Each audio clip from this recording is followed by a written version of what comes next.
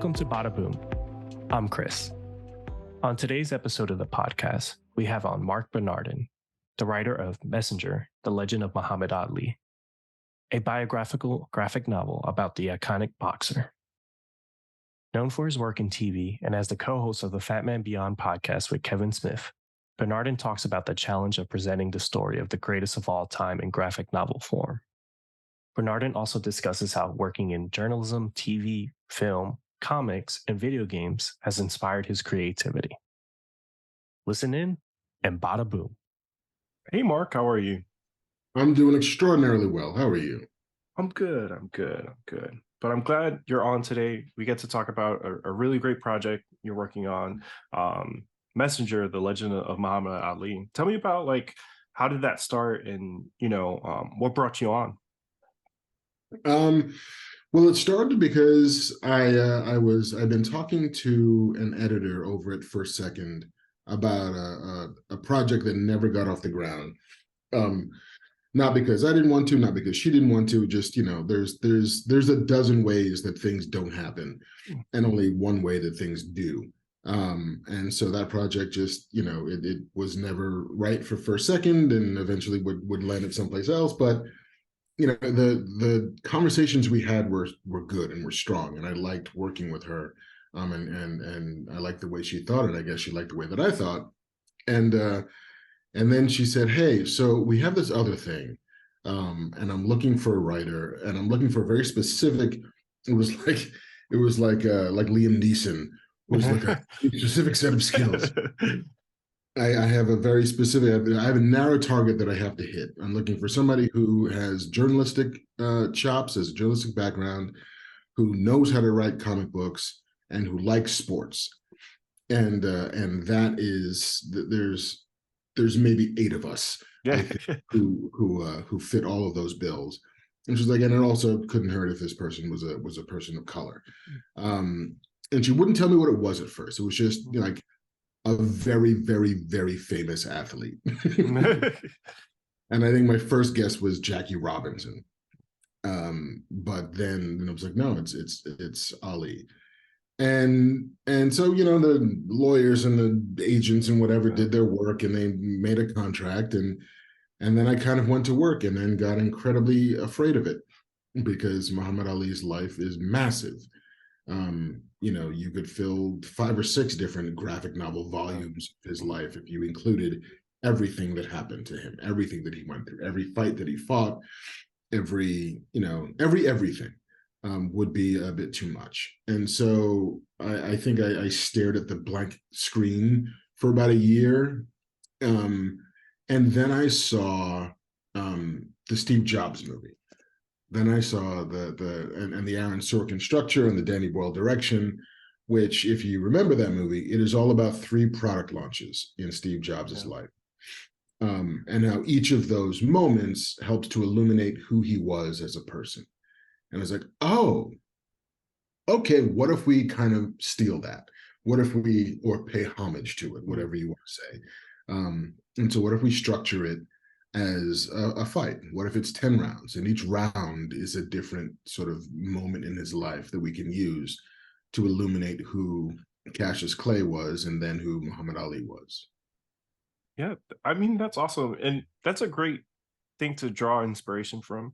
Funny enough, as someone that speaks in references, I always send the clip of, Seth Rogen as Waz to my friend when he doesn't acknowledge me.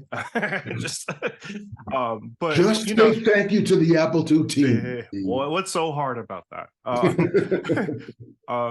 But what's, it's interesting, you talk about being scared to kind of tackle it. I think, Ali, in a lot of ways, I think the word GOAT and icon get thrown around very loosely these days, but they really embody that. They sort of have this life that is sort of so large, it's hard to kind of really talk about and really get down. So, obviously with your background in journalism, what was it like to kind of dive in maybe a little bit deeper? Was it something you knew on a superficial level, or was it something that you really had to dive into to really get to the meat of it?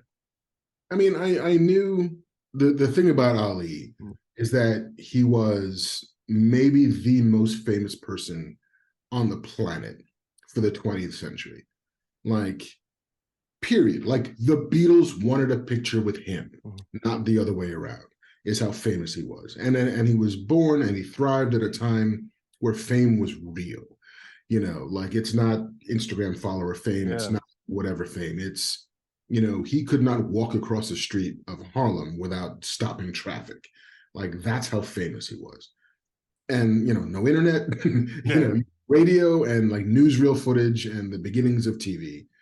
And he seemed built for it. And so, like, I knew some very surface level stuff. Like, I knew, you know, the Thrill in Manila. I knew the Rumble in the Jungle. I knew, you know, the lighting of the torch in the '96 Olympics. Like, I knew kind of the most remedial, fundamental version of Ali's story.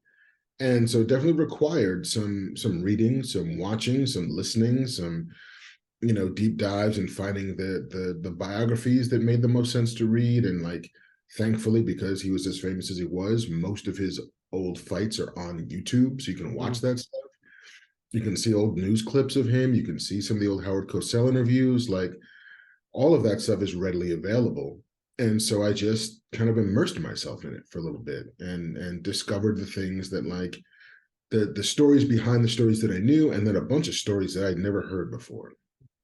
And that was really fascinating to do, to kind of do that kind of skullduggery into a life like that, and discover the kernels of joy and wonder and phenomenal acts and beliefs and all of that stuff that had been just kind of hiding under the surface.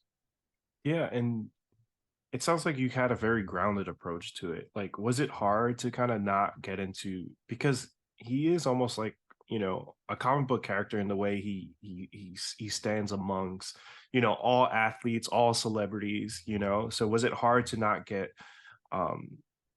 not to deviate from that, you know, and get into the fantastical, or did you lean into that a little bit? You know, I think that especially early on, you know, in my conversations with my editor, Callista Brill, at First Second, once I realized that we weren't going to be able to do, or I didn't want to do, I didn't have the interest in doing this sort of cradle to grave biography. The idea of it being this kind of epic poem, the idea of this being this kind of like heroic myth to a certain degree about Ali, gave us some latitude to indulge a little bit of that legend stuff and a little bit of the fantastical. I mean, we didn't have a chapter on him fighting Superman, but we probably could. And so, you know, being able to take some latitude with time and place and the people who were there or weren't there. Like, there's a couple chapters that do that kind of compressing of things that, you know, you'll often see in a movie, where based on a true story does not mean a true story. You know, like even documentaries that you see are not necessarily as it happened. If there's a storyteller, then there's a perspective and there's an agenda. And so, you know, I did sort of indulge sometimes like, what's the legend of this? What's the thing that feels true, even if it isn't actually true? And there's plenty of stuff that you could have just written down, and we did just verbatim.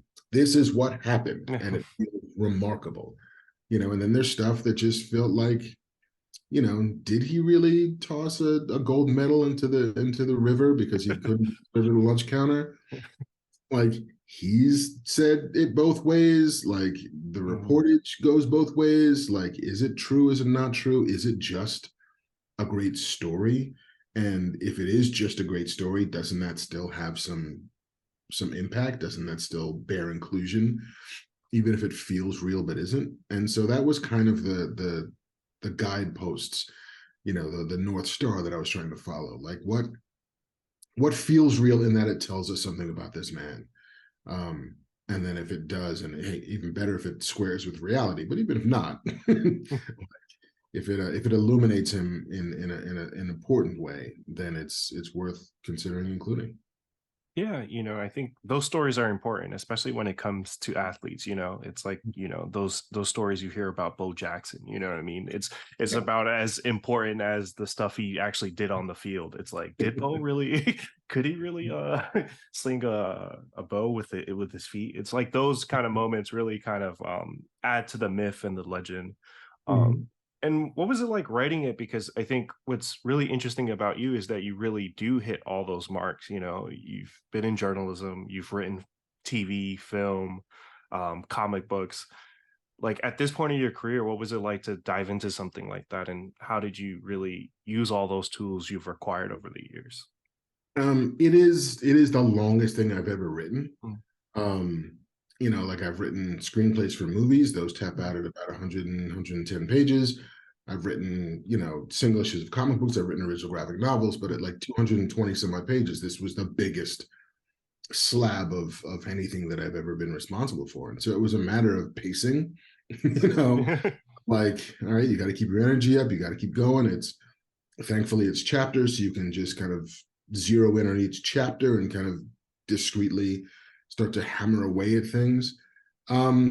It was a long process of just learning how to do that and learning how to trust, especially working with Ron Salas. Like there were chapters that were just going to be conversation. There were chapters that was just going to be dialogue, two people sitting in chairs opposite each other and talking. And so like feeling confident enough that Ron could draw that stuff and make it dynamic, and then trying my best to hit the notes that I felt a chapter should hit. Like, in the Cosell stuff, it's talking about his relationship with the media, it's talking about his relationship with the public and misconceptions about him and the Nation of Islam and what he believed and what he stood for.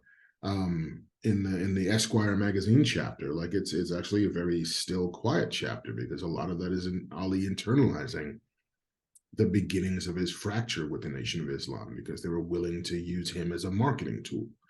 And his own conflicted feelings about Catholicism, about the media, about journalism, all of that stuff, trying to make sure that each chapter achieved its objective of making you feel a certain way, of making you understand a certain thing. That was hard at first. It's always hard at first. But the more you do it, that you find yourself in the rhythm, you find it kind of just coming to you and happening, and knowing where you're going is always helpful. Like, if you're out there in the woods, just kind of just writing to write, like Mhm. without a destination in mind, it feels a little futile, like you're running on a treadmill, not going anywhere. But like I kind of knew how this book was going to end. And so it was always a matter of just getting there. Like we know where we're going. We know where we're going. And that counts for a lot. Yeah. And for like people that pick up the graphic novel, like what's the thing? Obviously, there's been so much media as you've used to research and stuff like that. What would you like people to take away from this particular telling of his story? And what do you think really is different about this story than stories that have been told in the past? I mean, for me, I hope people understand that he was a fighter through the entirety of his life. That even when he was no longer in the ring, even when there was no longer a belt at stake, like he was a fighter. He fought for everything. He fought for people he'd never met. He fought for dignity. He fought for the soul of America. Um, like in listening to like the 1619 Project, one of the things that I was really inspired by and moved by was the idea that Black Americans, especially, but Americans of color, are the ones who keep America accountable to its original promise of life, liberty, and the pursuit of happiness for everybody. And so that idea that Ali kept pushing at that, kept expanding the boundaries of what that meant, kept hammering at America to make sure that it fulfilled that promise. Um, in small ways and big ways. I hope that if you have a passing familiarity with Muhammad Ali, it's discovering those ways in which he fought to make America better for everybody who was in it, and to a certain degree, to make the world better for everybody who was in it. And being that this is the biggest project you've ever worked on, like, was there anything like you learned or took away from the experience, being that it's such a large project and also comes with a level of responsibility? And in a lot of ways, it's, it's a lot more intimidating to tackle something like this than, like, let's say Superman or Batman, even though those are important and big things. This is someone who's lived and whose story is very important to people. Yeah, I mean, it's always, there's a certain amount of responsibility you take when you're writing about a person who was real, um, and especially a person for whom there are, a legacy, and that legacy is embodied in lots of ways by his children and his grandchildren. And so I always wanted to write a book that I could hopefully hand a member of his extended family and be proud of that and not be afraid of what they would say when they read it. I was not out to muckrake. I was not out to like discover the human foibles that lie in the heart of Muhammad Ali, in as much as, he candidly admitted to some of those things, but it was definitely more for me about making sure that a generation who did not have a lot of context for Ali could still come to a book like this and discover what made him special and what made him the GOAT. No quotes. Yeah, exactly. The real GOAT, not the hey, passively, let's just throw this word around.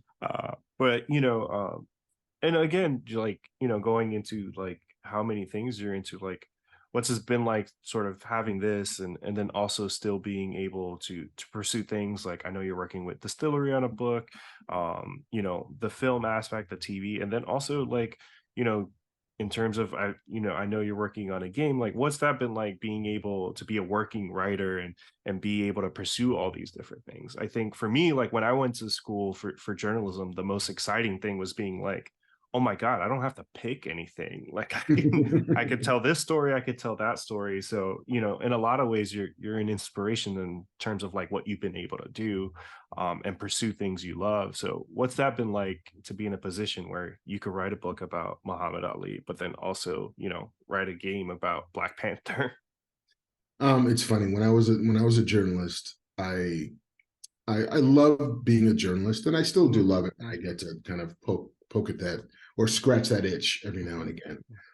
But I remember being a journalist and also writing comic books on the side, and also starting to write pilots and screenplays on the side. And I was like, I just want to have one job. That's all I want. All I want is to be able to wake up in the morning and go do the thing that I do want to do that I can get paid to do. Yeah. The time that was television. I had like these brief fantasies about being a professional comic book writer and that just being the job. Yeah. And then I realized that I could not make enough money just writing comic books to make to keep the lights on. And so for the longest time, it's like I just want one job. And then I managed to get that one job. And then I was like, yeah, but there's other things too, though. But here's the thing that comic books does for me. Like it allows me to just kind of tell these stories in a very immediate way, and it gets to a reader relatively unfiltered. Like if I write an episode of TV, there's some 200 people between me and that thing hitting the air.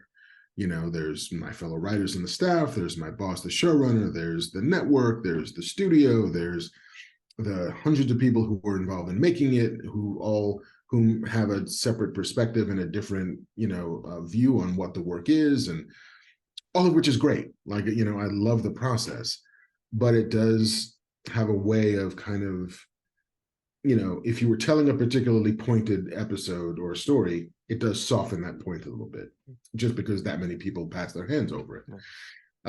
Comics is just like, hey, it's just you and the page and the artist and the editor, and that's kind of it. And so there's something pure about comics that I do still love. Movies and games are just like this because like, hey, you want to work on a video game? Yeah, I do. Why would I not have been playing games since I was 8? Like, let's see what this world is like. And it's a completely different muscle. It's a lot of it feels to me like being a farmer, right? Where like you have these fields, and these fields, if you're just all you're doing is corn all day in, day out, at some point the earth is going to get tired of corn. Your yield will get lower. And so they tell you got to rotate the crops. Instead of corn, maybe you plant okra now. Maybe you plant wheat. Maybe you plant, whatever, wine now, like grapes, to give the earth a chance to kind of rebuild itself. And so by doing lots of different things, it allows, I think, for my brain to kind of rebuild itself after sort of too much of one thing. Variety is the spice of life, as they say. And so getting a chance to indulge all of those different sort of interests and passions and curiosities keeps me young, at least intellectually and spiritually and mentally, if not physically, because I'm a wreck physically. I feel that too. I wake up every day with back pain. I'm like, 30s is not fun, but I'm sure it gets worse. It only gets worse. As I see my, son jumping up and down the couch playing video games, I'm like, oh man, I should have enjoyed that a lot more while it was going on. I know, right? Remember jumping? Yeah, or just enjoying things the way he does. But that's great, especially to find that passion. I think it's important to do that. I think people at times look at the art as something like, oh, like it's not a job. You know what I mean? I think people do get tired of things and sort of need to explore and try different things and be able to scratch those itches when it comes up. And especially in this world, like I think it's good to, I think in a lot of ways before you kind of had to be put in a box. It's like, hey, if you write this kind of thing, you have to stay in that box. But it's great to see what you've been able to accomplish and really pursue, because I think a lot of people sometimes, they get really rigid or they're put in a box, but you've been able to explore so many different things, which has been really great. Yeah, man, it's the same for me. It's what I think travel does for people, right? Which is like broaden your horizons, get out into the world, go see some things you never would have seen, meet people you never would have met. And because of that, you get some kind of elasticity, right? You just begin to grow and expand your world. And for me, I don't get to travel as much as I used to when I was a younger man before I had kids. So getting to work on different things fills that same function, right? It stretches and broadens and it tears a little bit. And I think that resistance is necessary for that. It's the same theory of exercise, right? Like if you can push yourself to exhaustion, then your muscles will tear a little bit, and in the tear they rebuild themselves stronger. And so if you can do that mentally, however you have to do that mentally, be it, hey, I went on vacation to Belize, or hey, I read this new book that I've never read from an author I've never read, or hey, I tried to write a new story, the kind of which I haven't done before. Like all of that tears a little bit, and all of us are better for that tear. Yeah, I completely agree. Especially even pursuing this has been something fun, a little bit of a good thing in the garage. Like, hey, I get to talk to cool people that I really admire, and then it's also like, oh wow, I had some really good conversations. But and to the travel point, like I'll go on a trip and then be like, I think I could live here. You start looking around you get so excited and passionate about something. You're like, wow, like I wonder, like you start looking at Zillow, you're like, all right, like it's pretty affordable, looking at the schools, all the things. Schools aren't bad. I can get a lot for the money. All right. I can live here maybe. And then I'm like, wait, I just went to the grocery store at 2 a.m. I can't leave New York. So there's those things. The honeymoon periods always are. But and then going on that, I know obviously I don't know how much you could talk about it, but I know you directed a short. So what was that like? Especially as a writer, you talked about sort of how all those filters, your projects go through sometimes. Like, what was it like to be kind of at the helm of something? It was not what I expected it to be. I mean, we all have this image of the director imprinted on us through people like Martin Scorsese or Spike Lee or James Cameron or Steven Spielberg or whatever. In my case, even Kevin Smith. And that the idea that we have in our heads of the kind of dude in a suit with a baseball hat on a crane who's dictating it's very messianic. just like, here's my feeling about everything. Did Now, you have a megaphone? yeah, I did not have a. Oh man, you wasted Never wanted opportunity. to. I know. But the truth of it is, at least for me, was I knew what I didn't know. And I never wanted that ignorance to stand in the way of making something that could be fun. And so I just kept telling every person who worked on that show, I was like, hey guys, I don't know what I'm doing. Like, I wrote it. That part I know. That part I've been paid to do before. Like, I feel very comfortable in the fact that the words on a page work, and that the emotion that's at the center of this is real. But everything else, I don't know how to do that. So I'm going to let you do the thing that we're hiring you to do that you're very, very good at. And let's talk about it. I'll tell you what I think this scene needs. I'll tell you what I think it wants to feel like. And I leave it to you on how to achieve that. And I feel like, when people are good at what they do, the thing that they want most of anything is room to run, and the license to execute as they kind of see fit. And at some point, there's a little guidance and fine tuning. And can we get a little bit more of this, or can this be a bit more purple? How about that was a little bit more red, or whatever? But, empowering people to do what they do very well, and then having them show up on the day, having everybody show up on the day, kind of ready to play and ready to feel some ownership about it. It is very much like conducting an orchestra, where I can't play any of these instruments. In fact, I can't even really tell you how to play that instrument. All I can tell you is a little bit faster, a little bit slower. Let's punch this a little bit more. And so that level of ego / lack of ego was for me the thing that I learned the most.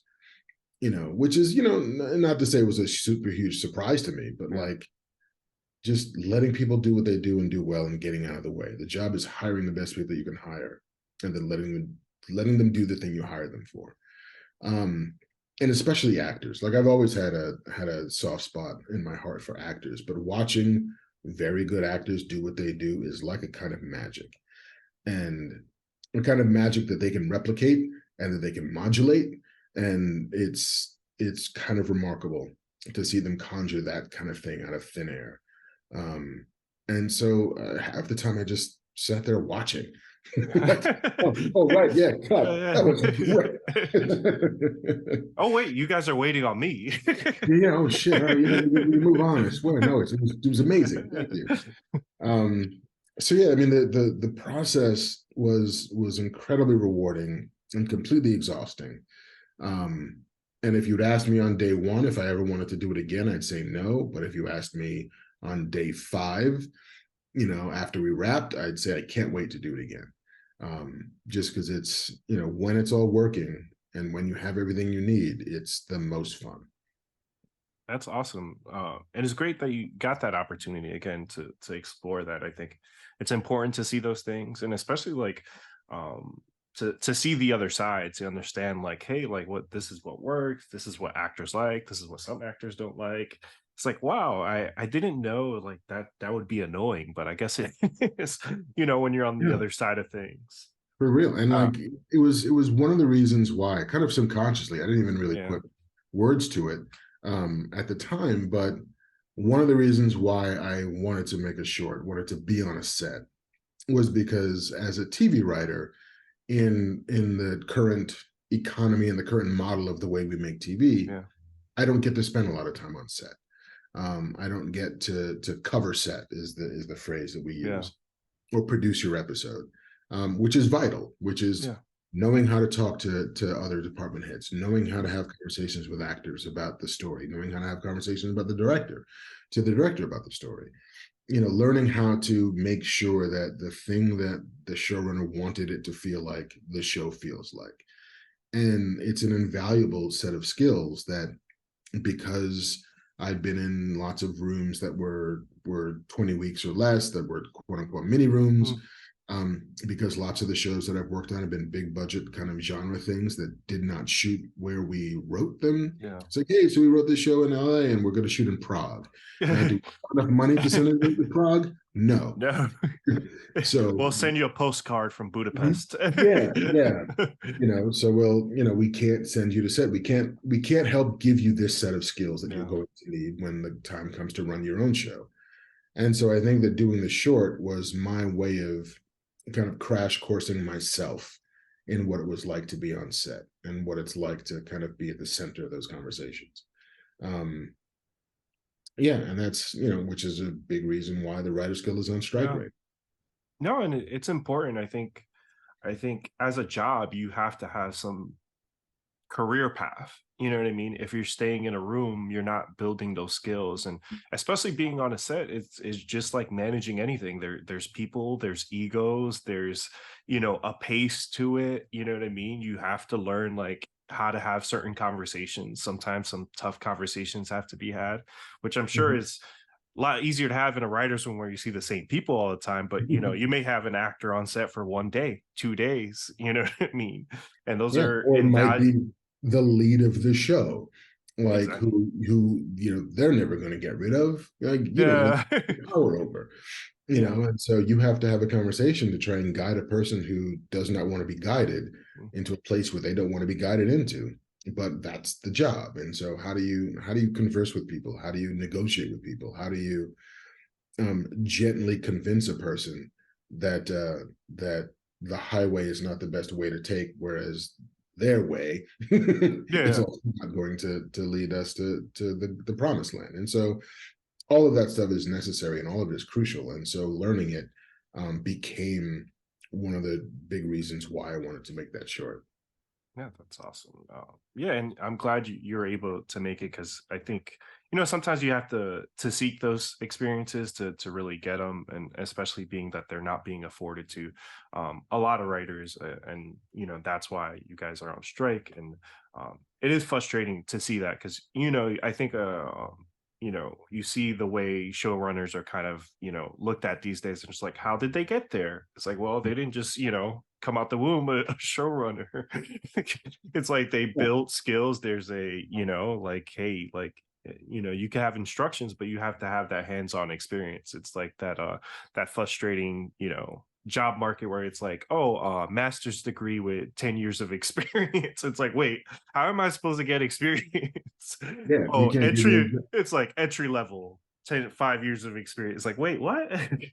So I think it is frustrating to see that, but glad you were able to get that experience. And I'm sure it was really fun. I've heard how indie sets could really be, and how people pull together. So I'm sure that was a really good experience. Yeah, no, it was a blast. It was a blast. There was a member of the cast, Tiffany Smith, before we showed up on the first day. She was like, "Hey, Mark, are we gonna have dance parties?" I was like, "What do you mean dance parties?" I'm just every now and again, just kind of want to dance. And so we made it a thing. I was like, you know what? After every setup where we have the shot we need and we have to move the camera, time for a dance party.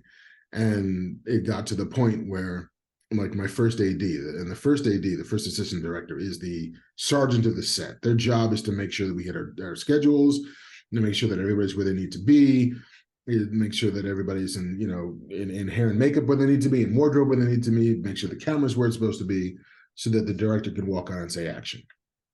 It was like, we're going to do what now? We're going to have dance parties?